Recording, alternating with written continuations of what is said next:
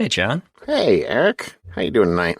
Doing well. Doing good. Doing fantastic. Doing Fantastic. on the positive end of the slope. On the positive end of the spectrum. Okay, that's good. Yeah. That's good. I had a pretty fun day today. I actually got into the bees today at lunchtime. And? I did a quick trip out to the bees because today was going to be the nicest day of the week. And it's been 10 days since I was last in there. And I wanted to check. I put a frame of eggs at the top of that split that I was like concerned that I hadn't seen any queen. I hadn't seen definitive evidence of queen cells. Right. And sure enough, there were 2 or 3 queen cells on the frame that I put in, 10 days ago. So another 2 or 3 days, they should hatch out, and I should have. I'm confident that, assuming that she goes out, mates, blah blah blah, that will be good. So now I got to leave them. I got to leave them alone for another 2 weeks. But I'm excited. So I have 2 possibilities that are waiting for 2 splits that are waiting for a queen to come back. I have one like super strong hive, and then 2 that are decent and just kind of growing. So. I stand a chance of getting honey from, I would say, 3 hives this year, maybe. I mean, I'm trying not to get too overeager, but we'll have to see how it goes. But it was beautiful. Nice. It was beautiful. I was like, well, I'm gonna run out and see if I can't dig into the bees real quick. And success. Yep. Nice. Well, it has been generally nice weather the last week. Some good days and bad days, or in between. But because I was trying to think, what did I do this last weekend, and I didn't do a whole lot. I did a lot of sitting around and reading, and I am fully aware that I started reading the Stormlight Archive way too soon because I'm halfway through book 4. And now you have like 6 months to wait still. Yeah. So I may skim read 1 through 4 in a few months. In September? Yeah. Yeah. I'm waiting a few more months. Yeah. I think the other thing, Sunday maybe it was off and on rainy. Exactly. But there had been just enough sun that day that I was itching to get out the barbecue and cook some food with real fire. And I pulled out the Weber kettle. Okay. I left the smoker in the garage though, but I pulled out the Weber, got it all up and running. We cooked some salmon. We had, surf and turf?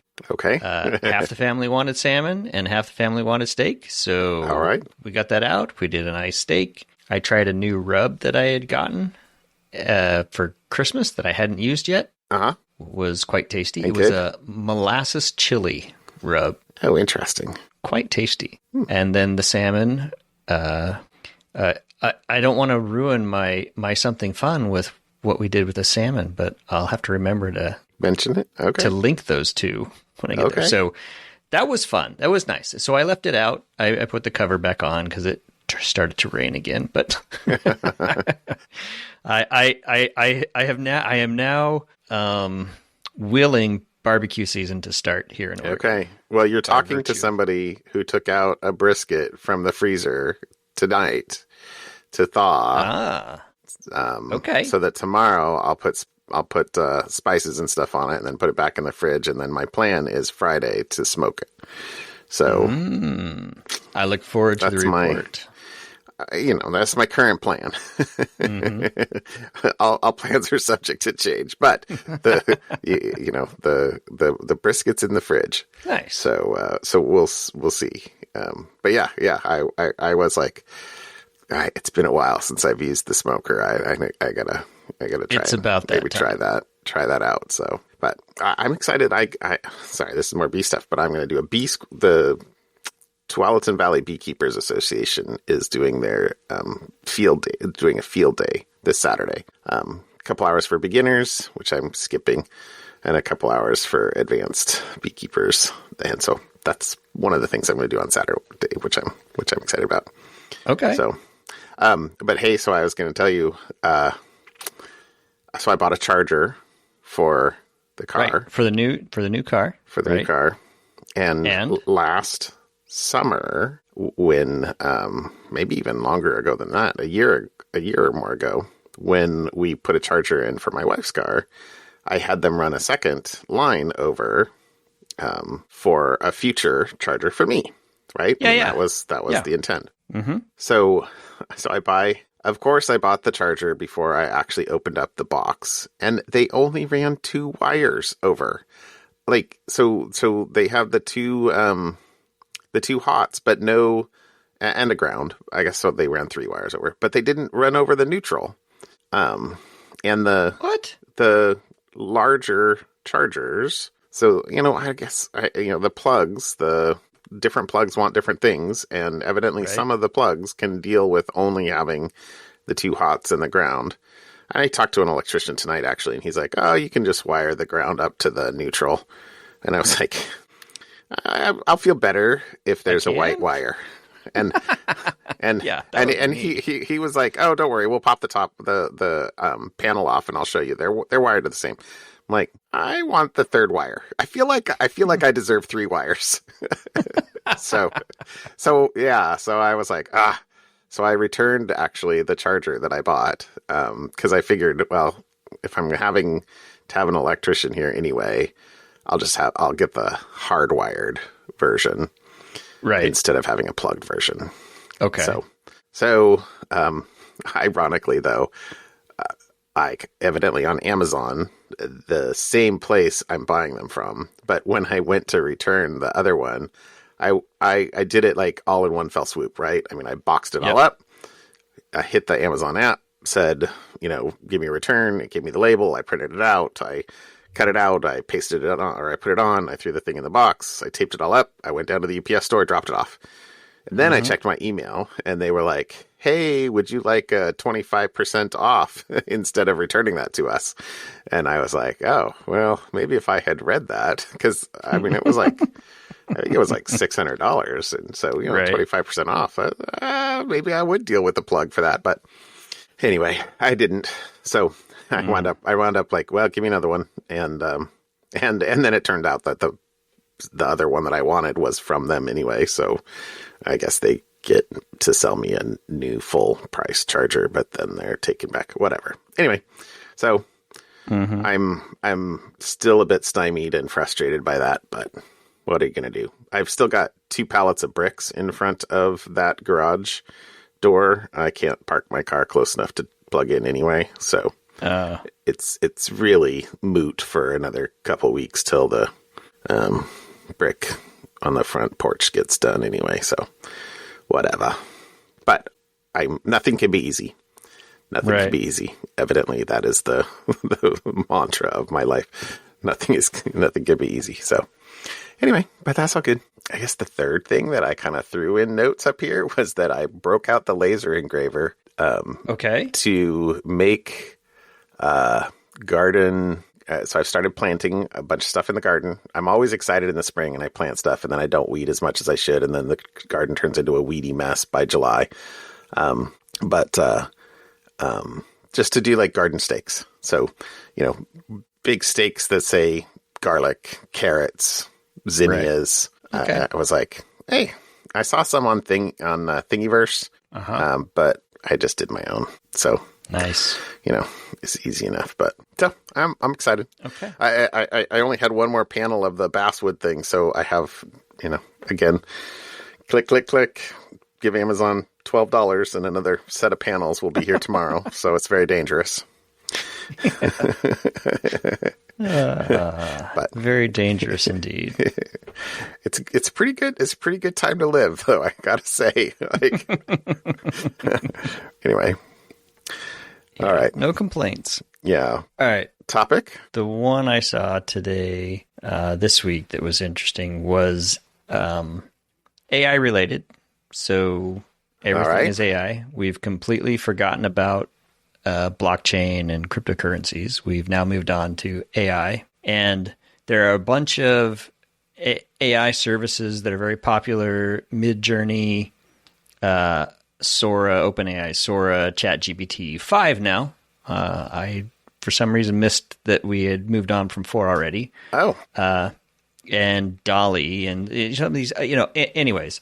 Well, hackers are using Facebook advertisements and hijacked Facebook pages to promote fake AI services, such as the Midjourneys, ChatGPTs, and Dollys, etc., so that they can infect unsuspecting users with password-stealing malware. So this campaign went around and it was created by hijacked Facebook profiles that impersonate popular AI services and pretend to offer sneak previews of new features. But then, of course, as soon as you do that, your computer gets infected with different types of information stealing malware, and it just starts stealing data from your browser, your stored credentials, cookies, and technically, I guess, cryptocurrency wallet information. So we can't completely forget about cryptocurrencies.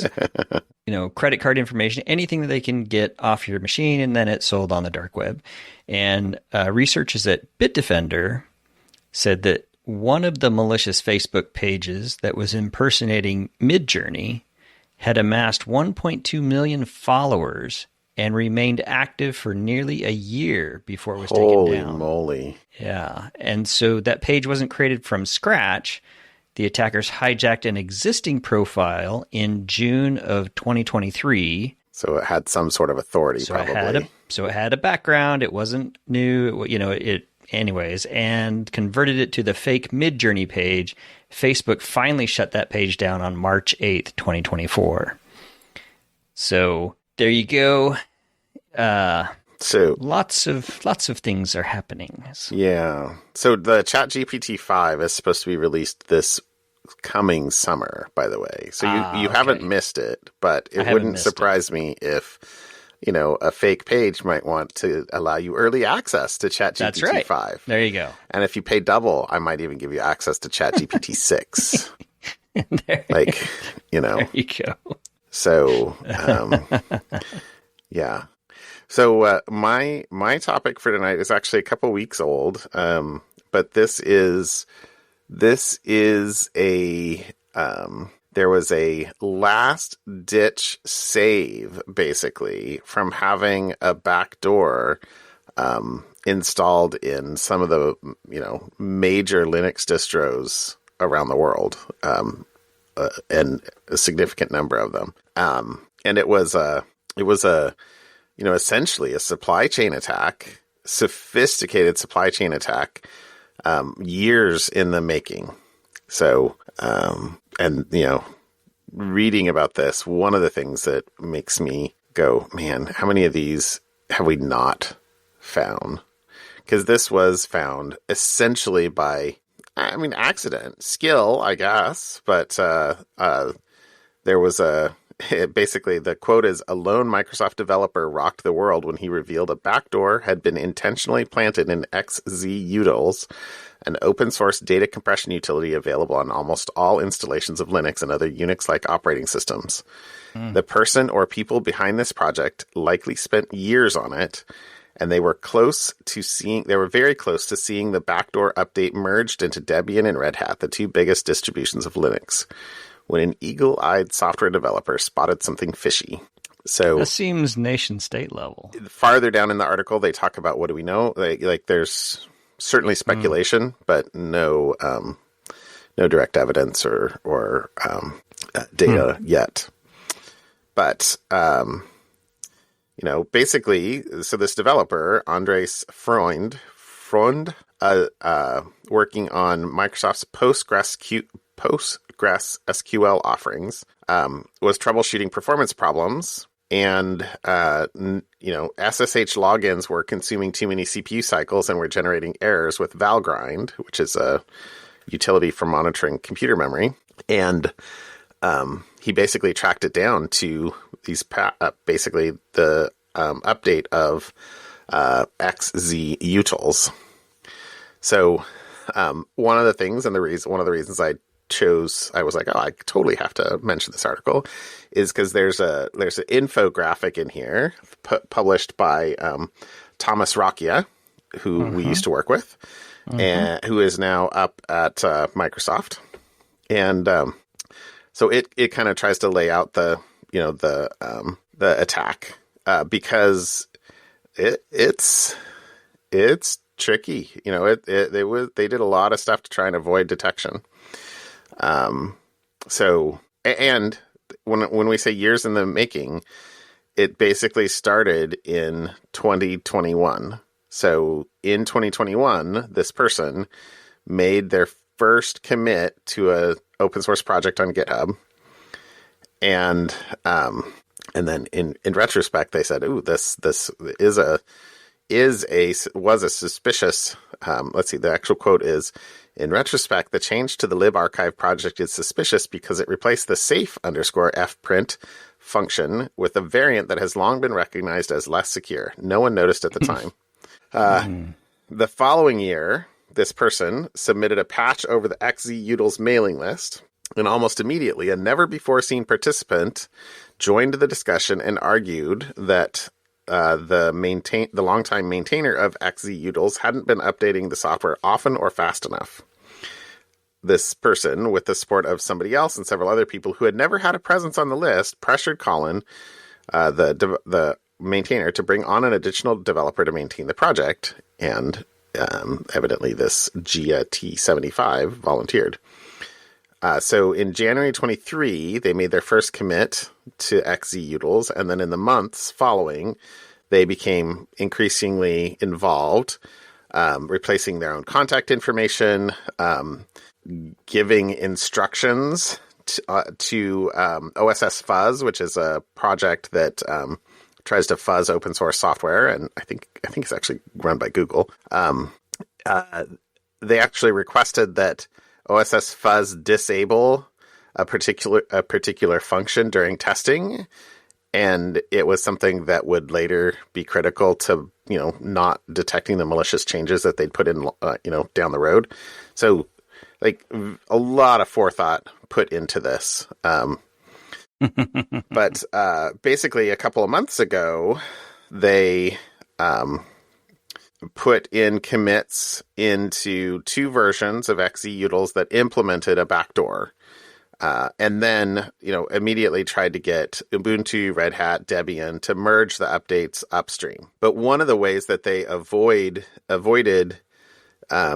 detection is that the backdoor was not in the source code. It was in the release tarballs, which are what would get pulled. So basically it was in the builds. Right. But then those builds are what would be pulled to other dependent libraries. They'd pull the builds and integrate them. And the backdoor, specifically would try and only activate under certain circumstances. Right. Once it was integrated, the backdoor would manipulate SSHD. So if it was linked into SSHD is one of the times in which it would actually do something, because SSHD is the secure shell daemon. It's what is used to make remote SSH connections. It says anyone in possession of a predetermined encryption key, so that this is the backdoor, they could stash any code of their choice in an SSH login certificate, upload it, and execute it on the backdoor device. So basically they could get remote code execution on any device that would have integrated this build. But fortunately, it was, my batted away just before it entered the goal by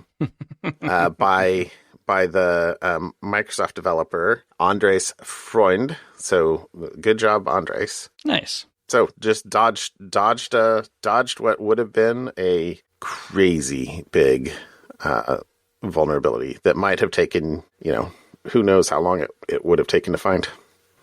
Yeah. And how many others of these are in the current process? Sure, It's not the only one. Yeah. So it's just a crazy story. So I'll put the Ars Technica article in here, but there's a bunch of articles you can You could read about this one. It's a you can't give up. It's a infinite fight. Yeah. It's like, well, yeah, no, that's, yep. Just be vigilant, I guess. Yeah. All right.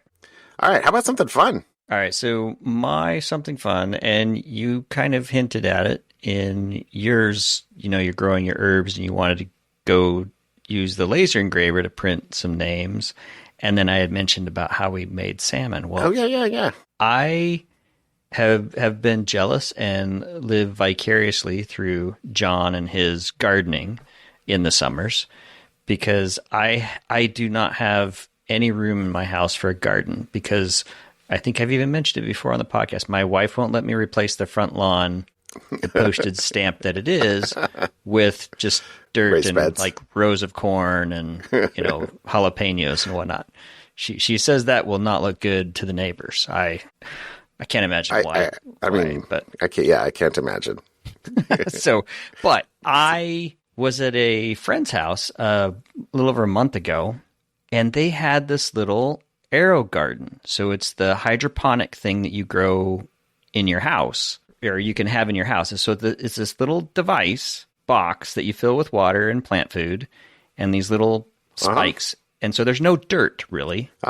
It's hydroponic, and it grows. And so I've now had it for almost 4 weeks. Okay. And I've got basil and dill and mint and rosemary and thyme. Is that right?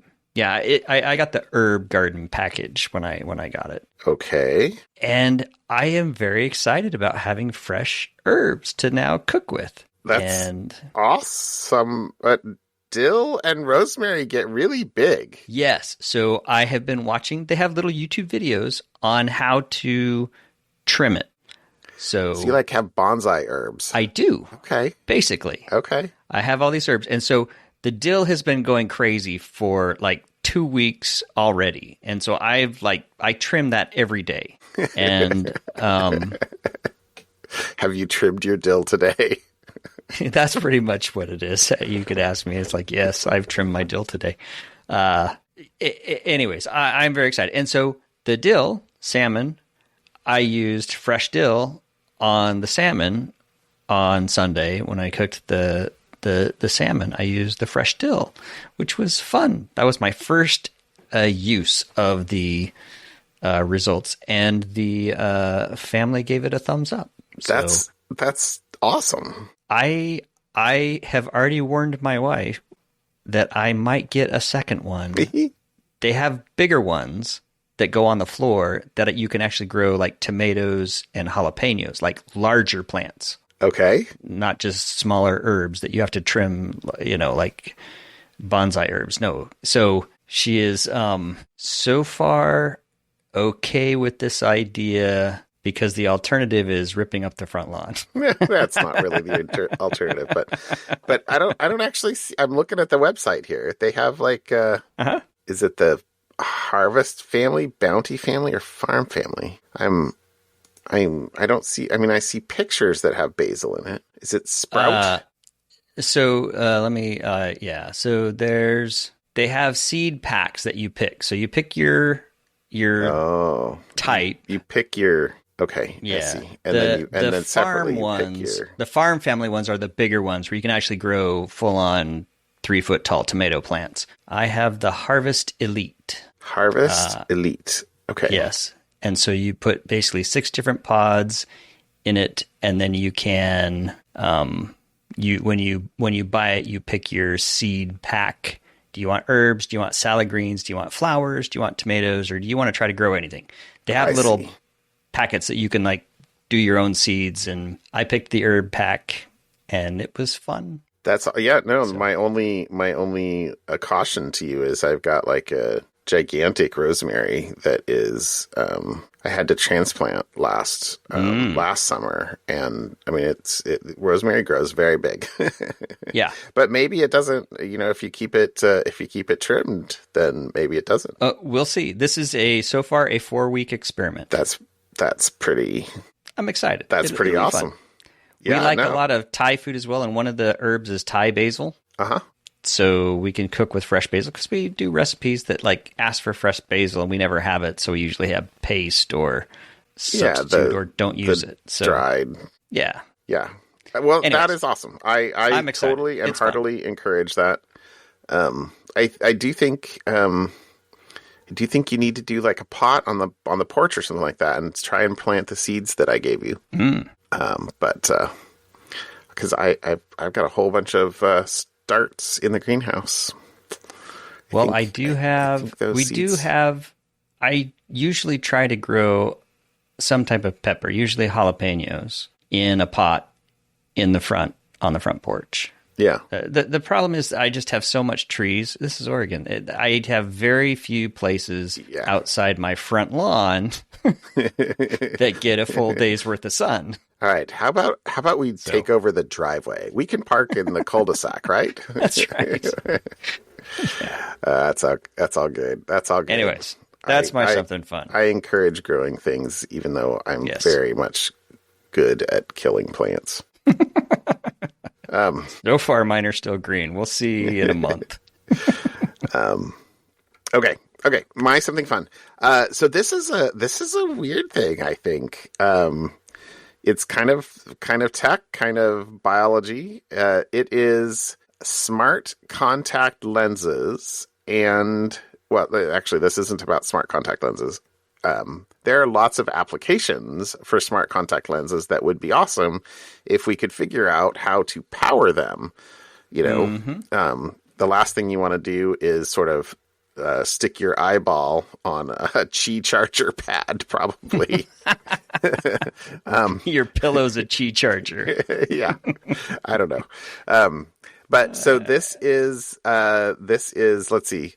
So the quote is, first quote is, the potential use cases for smart contacts are compelling and varied. Pop a lens in your eye and monitor health metrics like glucose levels, receive targeted drug delivery for ocular diseases, experience augmented reality, read news updates with displays of information literally on your eyeball. Oh, sorry, it says literally in your face, but I'm thinking literally on your eyeball. But it's a challenge for electronics design, right? I didn't know that the eye has one of the highest nerve densities of any human tissue. Kind of makes sense, though. It says the cornea is 300 to 600 times as sensitive as our skin. And that researchers have developed small, flexible chips, but power sources have proven more difficult. As big batteries and wires clearly won't do. So, no. Yeah. No. So this is an article on IEEE.org from a team at the University of Utah that have developed an all-in-one hybrid energy generation unit specifically designed for eye-based tech. How awesome is that? So the title is like, what was the title of that? Blink to generate power for smart contact lenses, which is totally awesome. Which I thought that meant that they were powering themselves from the blink, but it actually doesn't sound like it. It's actually the electrolytes in your tears. But here's the actual data. To create the power pack... Oh, sorry. Hold on. In this paper, the researchers describe how they built the device combining a flexible silicon solar cell with a new device that converts tears to energy. The system can reliably supply enough electricity to operate smart contacts and other ocular devices. To create the custom power pack, the first step was miniaturized flexible silicon solar cells that can capture light from the sun as well as from artificial sources like lamps. The team connected 8 tiny, rigid crystalline cells and encapsulated them in a polymer to make a flexible photovoltaic system. The second half is an eye-blinking activated system that functions like a metal air battery. The wearer's natural tears, more specifically the electrolytes within them, serve as biofuel to generate power. The harvesting occurs in the blink of an eye. When the eye is completely open, the harvester is off. When the eye starts to blink, the tear electrolytes meet the magnesium anode, causing an oxidation reaction and the generation of electrons. Finally, the tier electrolytes come into contact with both an anode and the platinum cathode, creating more energy through further oxidation on the surface of the anode and oxygen reduction on the surface of the cathode. The electrodes are kept from fouling by the motion of the eyelid and continual refreshing of the tiers. I think I understood that. But it's basically your tiers are the charging. So I was like, oh, come on. And so they actually have a example on a fake eye here. So, I don't think they're to human trials, so to speak. But anyway, so the last thing I think is Probushan Purshaban, is perhaps most excited about the potential applications in monitoring eye health from prosaic conditions like presbyopia. Thank you very much. Getting old. Age-related farsightedness, which can begin in the more mid-40s, to more insidious diseases, including glaucoma. And, glaucoma is, there's no pain, there may be nothing you notice, and suddenly if the eye pressure gets to be too much in between your eye doctor visits, you can irreversibly lose vision. If we could have real-time detection of warning signs for these and other conditions and intervene quickly, it can change the course of a person's life. So. I tell you, I would pay good money if I could put in contacts that would, like a camera autofocus right on whatever I was looking at. So I don't have to put glasses on for distance and take them off for up close reading. I could just leave. I would pay money for that. You know that I'm wearing my first pair of transition lenses these days, and I'm not happy with them. I have delayed getting them, but I keep hearing stories like yours. I'm like, so I keep not getting them. I'm not happy with them. I'm saying just go get bifocals. So, and I might just replace these with bifocals, but all right. Anyway, but that's cool. How about blink powered or tier powered contact? Smart I contacts. will say, when I saw the link in the thing, I clicked on it and I noticed that it was published on April 1st. And I thought, oh no, is this a April Fool's? But if you look at the linked paper published, that was on March 13th, and it is legit. So, oh, thank you. Did I just get punked? No, I Googled it ahead of time. I was like, is this right? Then I said, all right, no, it is legit. But it was published on April 1st. Well, thank you for double checking me. I'm sure you would have told me that it was wrong before we began recording if your search had been more of course I would have. Things. Of course I would have. I would not have let you go on and on about how cool it was. Anyways. So funny. Good times. Good times is right. All right, Eric. All right. Have a great night. We'll see you, John. I'll talk to you later. Yeah. Bye. Bye.